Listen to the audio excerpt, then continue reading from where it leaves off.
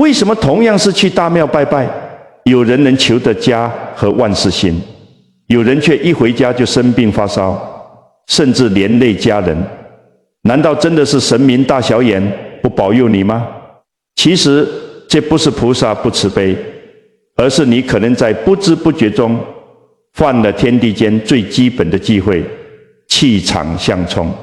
寺庙是阴阳交汇最密集的地方，如果你带着一身虚弱的病气，或是牵着心智未开纯阳之体的小孙子硬闯进去，很容易就被庞大复杂的阴寒之气给冲煞到。在相学和中医里，这就是典型的阳气衰败，自讨苦吃。今天的内容就是专门为各位朋友准备的拜拜保命指南。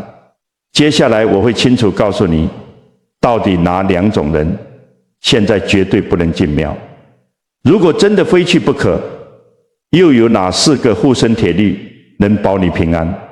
看完这10分钟，保证你以后出入平安，不会双修。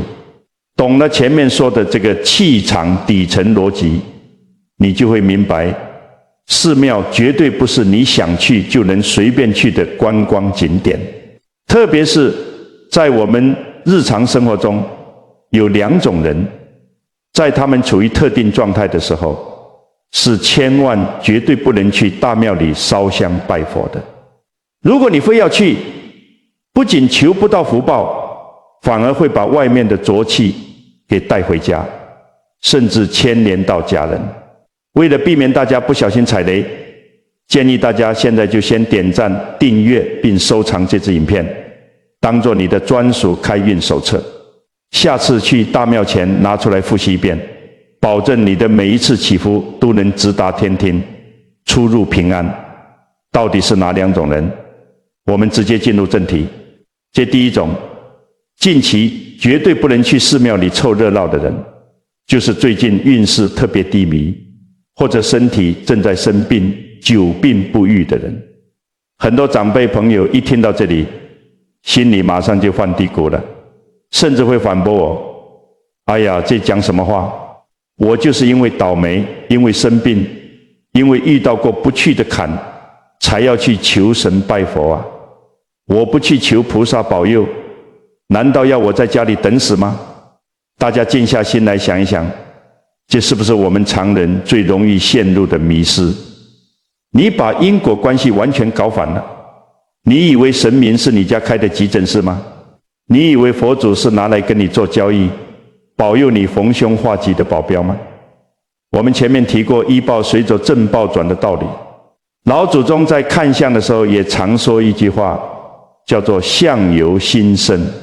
一个人如果正在走霉运或者病痛缠身，你去看他的面相，往往是印堂发暗，双眼涣散无光，连走路的肩膀都是垮下去的。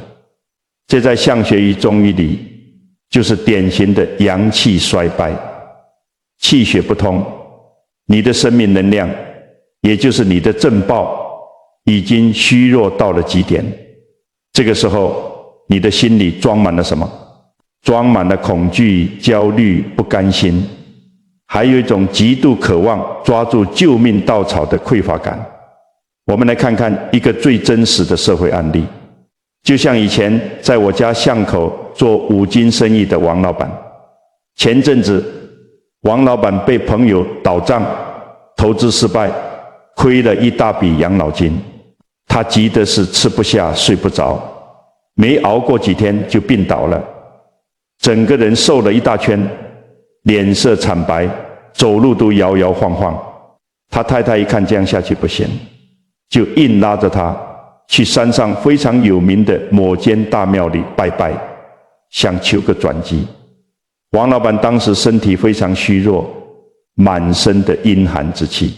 他一跨进那个大殿，膝盖还没跪下去呢，就觉得浑身发冷，从脚底板开始起鸡皮疙瘩。他心里还挺高兴，以为是神明在给他感应，给他加持了，于是拼命磕头，求菩萨保佑他把钱要回来，保佑他东山再起。结果呢，拜完回家，当天晚上王老板就上吐下泻，发起了40度的高烧。第二天直接送医院挂急诊，连着打了半个月的点滴，最后生意更是彻底黄了，连店面都顶让了出去。为什么会这样？这难道是佛祖在惩罚他吗？绝对不是。这是因为王老板当时正处于倒霉生病的低谷，整个人就是一个散发着极大恐惧与负能量的发射站。我们说过，寺庙是十方众生各路无形业力聚集交汇的地方。那些无家可归的孤魂野鬼，那些带着强烈执念的无形众生，他们的本性是什么？也是阴寒的、匮乏的、充满怨念的，同声相应，同气相求。王老板带着满心的贪求与恐惧走进去，他的磁场跟佛菩萨那种清净无为、慈悲圆满的频率根本对不上。相反地，他这股低迷的气场跟庙里那些等待超度的无形众生简直是一模一样，瞬间就产生了强烈的业力共振。当外界庞大又复杂的阴寒之气顺着这股共振侵入王老板的身体时，他体内仅存的那一点点保命的阳气，为了求生就会本能地爆发出来，向外激烈反击。这两股能量在身体里剧烈打架，表现出来的生理症状就是突然发高烧、生疾病。这根本不是神佛不保佑，而是他自己不懂得避开气场相冲的规律，自讨苦吃。在佛教的经典里，有一个非常有名的历史公案，叫做贫女一灯，也就是向外持球不如向内点灯的故事。佛陀在世的时候，有一位阿阇世王，为了展现自己的权势与虔诚，准备了成千上万桶的酥油，点燃了满山遍野的油灯来供养佛陀。那场面真的是灯火辉煌，照亮了整个夜空，就跟我们现在很多有钱人动不动就包下整个大殿办豪华法会一样。当时有一个穷苦的女乞丐，名叫难陀，她什么都没有，连吃饭都成问题。但她看到国王供佛，心里升起了极大的欢喜与恭敬。她去乞讨了一整天，好不容易讨到了1文钱，买了最廉价的一点点油，点了一盏如豆粒般大小的油灯，供在佛前。难陀在点灯的时候，心里没有求佛祖让他发财，也没有求佛祖让他摆脱乞丐的命运，他只是无比虔诚地发愿，愿这盏微弱的灯光能照亮世间一切在黑暗中受苦的众生，愿大家都能得到解脱。到了下半夜，一阵狂风吹来，阿阇世王那几万盏豪华的油灯全被狂风给吹灭了，唯独难陀供养的那一盏小灯，任凭风怎么吹，不但不灭，反而越烧越明亮，光芒甚至盖过了天上的星月。佛陀的大弟子目犨连尊者觉得很奇怪，甚至想用神通把那盏小灯毁灭，却怎么也毁不熄。这时候佛陀笑着说，目犨连，别毁了，这盏灯是用至诚清净的心点燃的，就算用4大海的水也浇不灭它。各位朋友，这个故事告诉我们什么？神佛菩萨根本就不需要我们世间的香火，也不在乎你捐了多少香油钱，慧门看重的是你当下那颗心。当你生病、破产、走投无路的时候，你带着强烈的欲望、满心的恐惧去拜佛，这叫做向外持求，向外攀缘。你的心是乱的，是恐惧的，你点再多的香，也只是引来无形众生的聚集。与其拖着病恹恹的身体去庙里跟无形众生抢地盘，不如先留在家里，向内点灯，把身体养好，把心定下来。当你不再恐惧，不再抱怨命运，即使你坐在家里的客厅，你的心也已经跟佛菩萨接通了。讲到这里，一定有很多朋友会说，老师啊，你说的道理我都懂，可是我有时候是真的逼不得已啊。例如，这是我之前对菩萨许下的愿，我总得去还愿吧。或者逢年过节，我是家里的大长辈，我不带头去上个香，家族里的人会说闲话的。如果我生着病，运气差，又非去不可，那我到底该怎么办？别担心，佛法是不离世间觉的，凡事都有圆融的解法。如果你真的处于低潮，却又必须去一趟大庙，请你务必牢记以下这4个保命护身的铁律。第一，借天光，挑阳气最旺的时辰去。出门看天色，进庙借天光。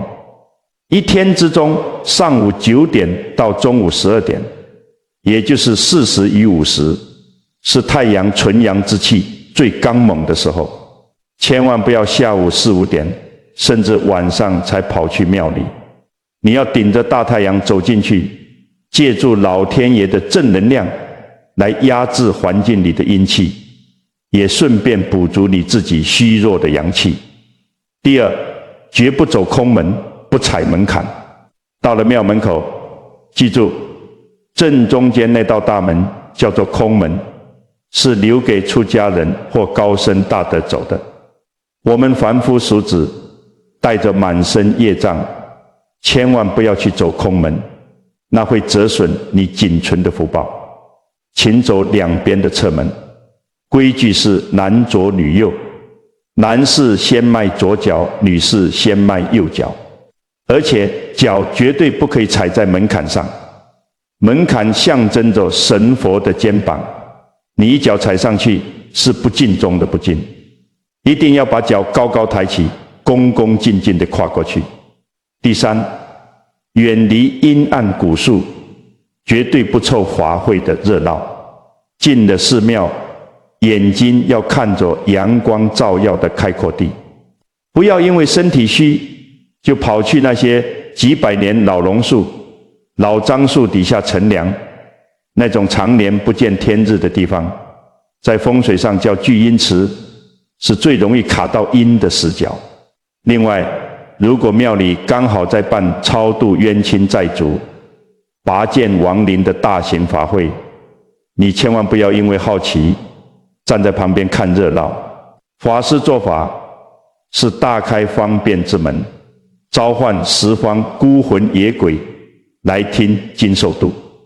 那个地方的磁场比平时复杂100倍，你本来运气就低，阳气就弱，跑去那边看热闹，简直就是羊入虎口，自投罗网。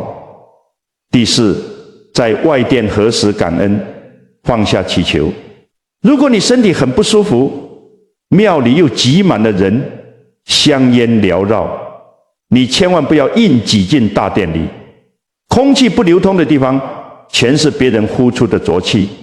你只需要站在大殿外面，通风有阳光的地方，双手合十，不用点香，看着里面的佛像。这个时候，请把嘴边那句求菩萨保佑我发财，保佑我病好的话收回去。你只要在心里默默地念一句，感恩菩萨慈悲，我愿以平静的心承受当下的考验。当你放下贪求，升起感恩的那一瞬间，你的心就安了。心一安，你的正报就稳住了。没有任何外在的邪气能够侵入一颗平静无惧的心，把运势低迷、久病不愈这第一种人讲透了。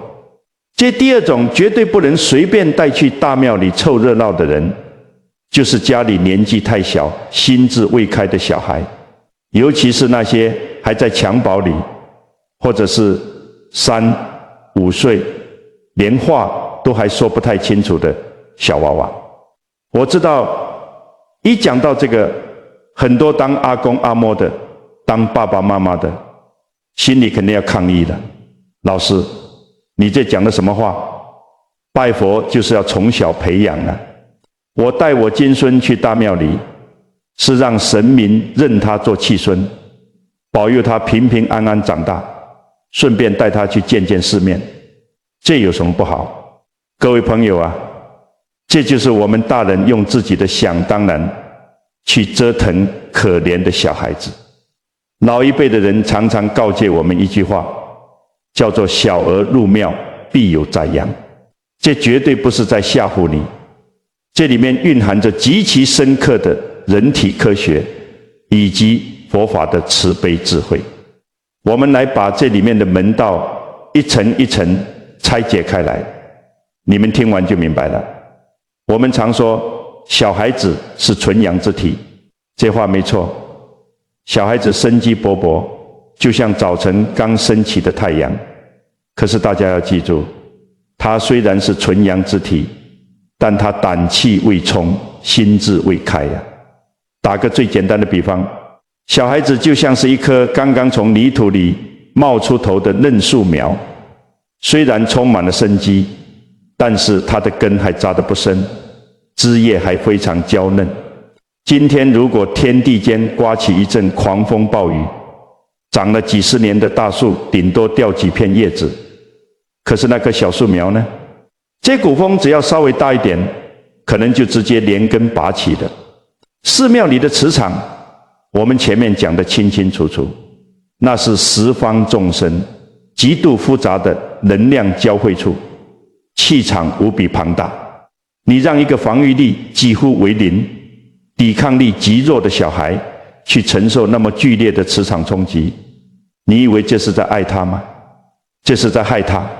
我们再用小孩子的视角来还原一下拜拜的现场。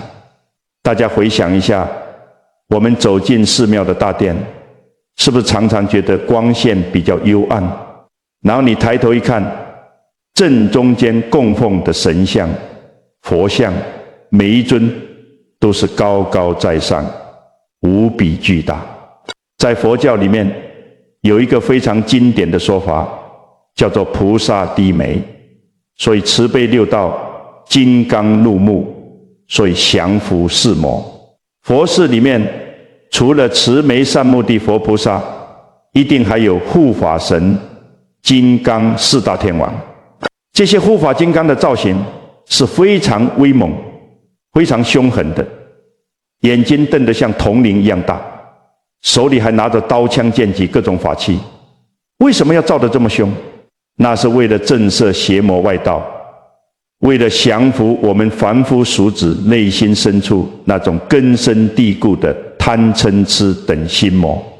我们大人看了，知道那是庄严，那是神圣，心里会生出敬畏之心，因为我们经历过世间的风浪。可是小孩子懂什么？小孩子的心识就像一张纯洁无瑕的白纸，犹如刚刚剃度，什么业障都还没有染上的小沙弥，他根本不需要承受这种猛烈的威慑力量。在他幼小的心灵和眼睛里，他不知道那是护法金刚，他只会觉得那是一个巨大无比、长得很凶的怪兽或者巨人。再加上庙里常常会有突然敲钟、击鼓的声音，那一声沉闷的巨响，还有那种非常浓烈的呛人的香烟味。小孩子的视觉、听觉、嗅觉是比我们大人敏感几十倍的。这种视觉上的庞然大物，加上听觉上的猛烈冲击，瞬间就会惊扰小孩的心智。他的三魂七魄都还没有稳固，被这巨大的影像和声音一吓，神魂都要震出窍了。这在民间就叫做吓着了，或者受到惊吓。很多阿公阿嬷过年过节硬抱着孙子往人群里挤，指着上面说：来，快点跟菩萨拜拜，保佑你乖乖吃饭。结果小孩子一进大殿，就开始莫名其妙的大哭大闹，死活不肯进去，身体一直往后缩。这其实就是小孩子清澈的直觉在警告他，这里气场太庞大，我承受不住。可是大人根本听不进去，还骂小孩不懂事，硬按着他的头去磕拜。等回到家，当天晚上立刻出状况。原本乖巧的孩子，半夜突然闭着眼睛尖叫，嚎啕大哭，全身抽搐，接着额头一摸，滚烫，发高烧了。隔天拉出来的便便还是青绿色的。这时候阿嬷才慌了神，第二天赶紧拿着小孩的衣服，到处去拜托人家收经。在佛经的记载中，有这样一个关于佛陀时代的公案，非常值得所有当父母、当阿公阿嬷的人深思。当时在舍卫国的晚树给孤独园，佛陀经常在那里讲经说法。城里有一位非常虔诚的女居士，她刚刚生下了一个白白胖胖的儿子，全家人视若珍宝。满月没多久，这位母亲心里就盘算着，我得赶紧把孩子带去大精舍，让佛陀和诸位大阿罗汉给我的小金孙赐福，让他从小就沾染佛法的灵气，保佑他无病无灾，平平安安长大。于是到了法会那一天，这位母亲特地给孩子穿上最华丽的衣服，高高兴兴地抱着他挤进了人山人海的道场。那天的还原精舍聚集了成千上万的四方信众，香烟缭绕，钟鼓齐鸣。道场里不仅有慈悲的佛陀，外围更是立着许多威猛无比的护法金刚神将，佛们身形巨大，手持降魔杵，怒目圆睁，散发着震慑一切邪魔外道的强大气场。这位母亲满心欢喜，觉得这是全天下最亲近、最有福报的地方。可是她怀里的婴儿一进到这个环境，原本红润的小脸瞬间变得惨白。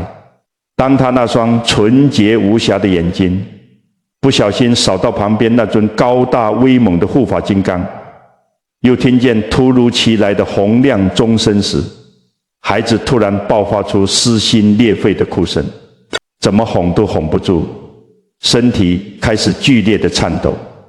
母亲以为孩子只是饿了，或者人多怕生，硬是按着孩子的头拜了拜，勉强听完了半场法会。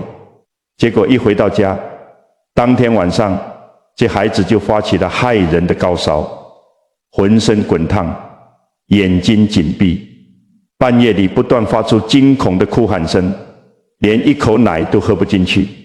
接连请了好几个大夫，吃了各种药草，全都没有用。看着奄奄一息的孩子，母亲急得肝肠寸断，走投无路之下，他跌跌撞撞地跑回精舍，跪在佛陀面前痛哭流涕。慈悲的世尊啊，我明明是带着孩子来求福报的，为什么沾了佛法的灵气，我的孩子反而命在旦夕？难道是神明觉得我们不够虔诚，在惩罚我们吗？佛陀看着这位痛不欲生的母亲，用无比柔和且充满智慧的声音对他说：痴迷的母亲啊，这并不是神明的惩罚，而是你的无明与贪求伤害了孩子。佛陀接着开示道：这世间的幼童心识犹如一颗刚刚萌芽的菩提种子，极度纯粹，但也极度脆弱。寺庙道场汇聚了十方众生的沉重业力、忏悔与哀求，而护法金刚的威猛之气，是为了降服那些大人心中根深蒂固的贪嗔痴魔。你带着毫无防备、心智未开的婴儿，强行闯入这样庞大、激烈且复杂的磁场之中，那震耳欲聋的钟鼓声，那威猛入目的神像，那交织着无数凡夫俗子执念的浑浊气息，对于一个纯洁的婴儿来说，就像是让一株娇嫩的小草去迎接狂风暴雨。佛陀叹了一口气，继续说，孩子那极其微弱的纯阳之气，为了对抗这股庞大的外力冲击，在体内剧烈燃烧，这就是他发高烧、神魂颠倒的原因。不是神明降罪，而是他的正报太弱小，根本承载不住道场里这么巨大的医报。佛陀最后教导他，真正的慈悲是顺应生命的规律。在孩子的根基还没有扎深之前，不要强行用大人自以为是的求福方式去帮苗助长，把他带回安静整洁的家中，用母亲温和的爱去安抚他，他的病自然会好。母亲听完恍然大悟，赶快跑回家，把孩子安置在安静向阳的房间，不再去想什么祈福消灾，只是日夜用温柔的歌声和温暖的怀抱安抚他。果然，没过2天，孩子的高烧退了，三魂七魄安稳下来，又恢复了往日的活泼。为什么小孩子去完寺庙后常常会发高烧？这就是人体本能的能量交战。小孩子体内那股纯真的阳气，被大庙里复杂庞大的气场一逼迫，为了保护自己的小主人，就会自然而然地被激发出来，全面向外反击。这股能量在小孩小小的身体里面剧烈燃烧，表现出来的就是发热、发高烧。所以各位朋友，放孩子在阳光下健康的奔跑，这才是大人对孩子最大的慈悲，也是最好的护持。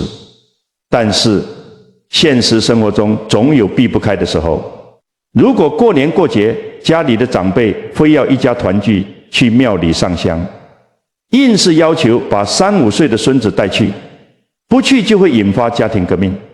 如果真的逼不得已非去不可，请各位父母爷奶务必严格遵守以下这3个互同守则。第一，大人化为肉身结界，阻挡视线冲击。进了大殿，如果看到造型比较威猛的护法神或巨大神像，大人一定要站在孩子和神像的中间，用你大人的身体作为盾牌，挡住孩子的视线，不要让孩子去直视那些入目的金刚神像。你要牵着他的手，或者把他抱在怀里，让他感受到父母长辈的体温和安全感。第二，远离生煞与烟煞，绝不靠近钟鼓与主炉。千万不要带孩子去敲钟击鼓的地方，也不要让他靠近香火最旺、烟雾最浓的主香炉。那些悬浮微粒和刺鼻的气味，不仅会伤害幼童脆弱的呼吸道，那种鼎沸的嘈杂声更是惊扰神魂的声煞。请带孩子待在寺庙外围，有阳光、有微风的花园或走廊，大人代表进去拜拜就好。第三，顺应孩子的直觉，一哭闹立刻带离，绝不勉强。这一点最重要，孩子的直觉比我们灵敏得多。如果在庙里的任何一个时刻，孩子突然开始抗拒、往后退，甚至开始哭闹，请你立刻马上把他抱出寺庙大门，绝对不要觉得面子挂不住，更不要强按着孩子的头去磕头拜佛。佛祖是慈悲的，佛绝对不会因为一个3岁小孩没有给佛磕头就降罪于他。顺应孩子的直觉，保护他的心识安宁，才是真正的学佛之人的智慧。讲完了前面2种千万别去大庙的禁忌，接下来我们要讲点最实用的日常修行清单。很多朋友可能会说，老师，我今天本来没打算去，结果跟着进香团的游览车，硬是被拉着进了一间气场很复杂的老庙。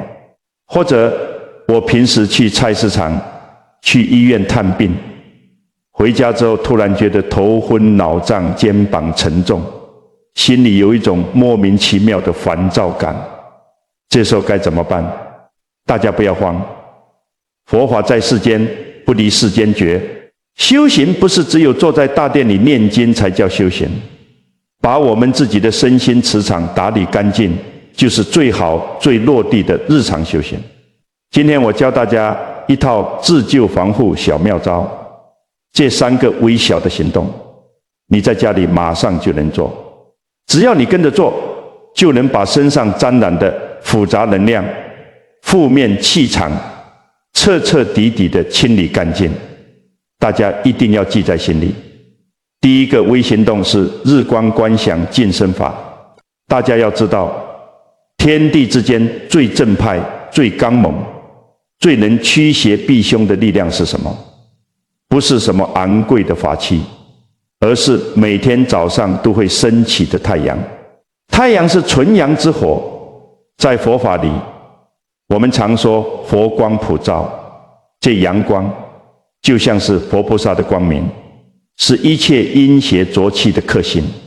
如果你去了气场复杂的地方，回家之后觉得浑身不对劲，第一件事绝对不是马上钻进阴暗的房间里躺着，你要去找太阳，找一个阳光充足的阳台或院子，安安静静的晒上15到20分钟。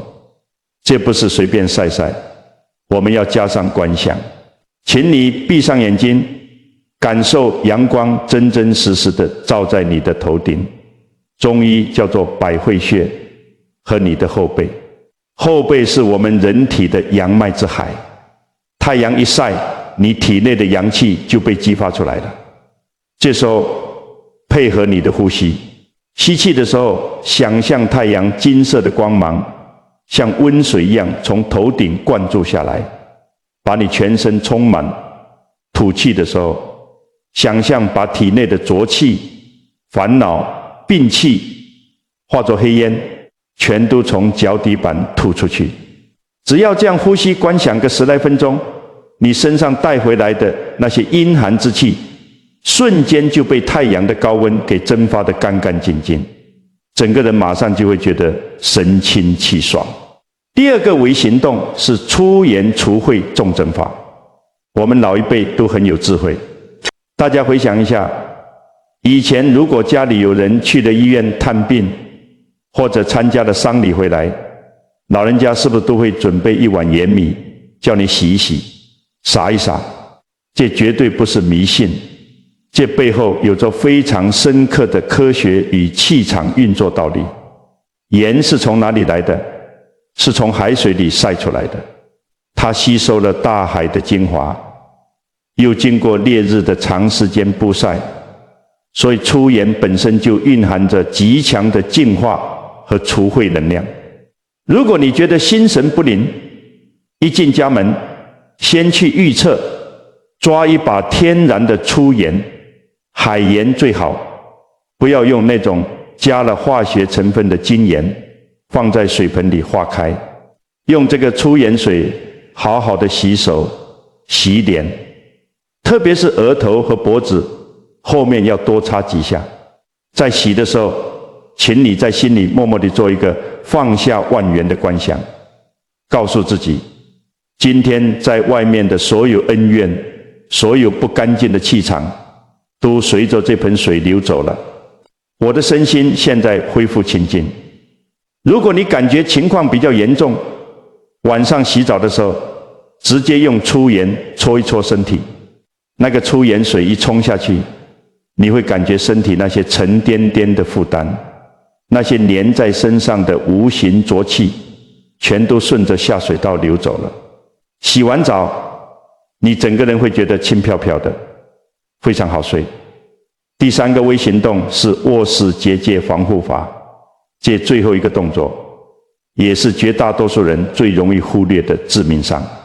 很多人去玩大庙、或者去了人多拥挤的地方，身上全是各种味道。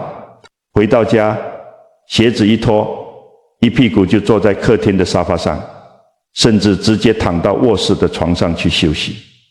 哎呀，各位朋友，这是犯了大忌呀！衣服是什么？衣服不仅仅是保暖的，它是有记忆的。衣服的纤维是最容易吸附环境气场的东西。你在气场复杂的地方转了一圈，各种人的气味、香火的烟气、阴暗角落里的浊气，全都牢牢地吸附在你的衣服上。你把这身衣服穿进卧室，就等于把外面的复杂磁场原封不动地搬到了你睡觉的地方。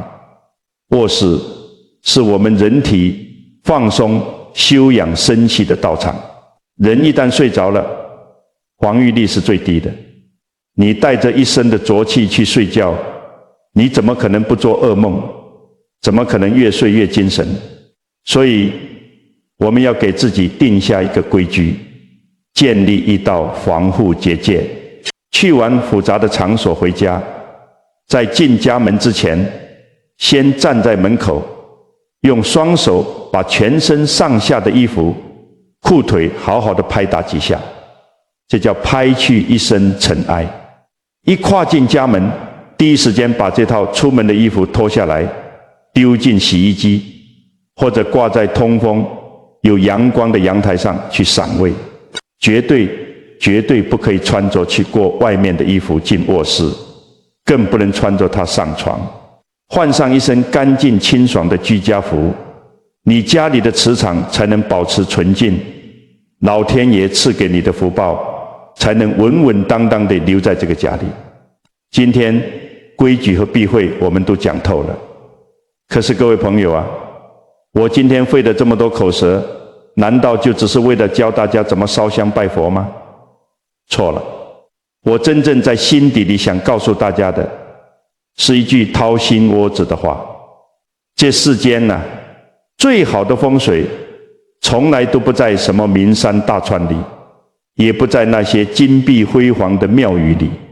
这全天下最大最灵验的风水，就在我们每个人的人心里面。我们很多人不小心本末倒置了，在家里跟兄弟姊妹争家产，跟另一半吵架，对年迈的父母不闻不问，把家里搞得乌烟瘴气。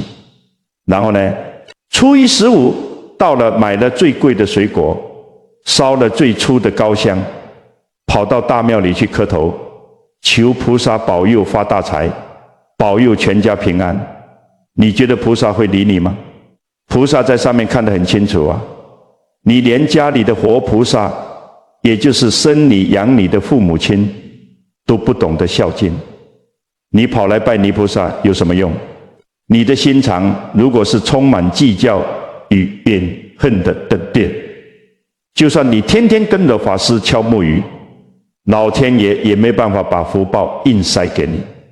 佛经里讲的明明白白，万法唯心造。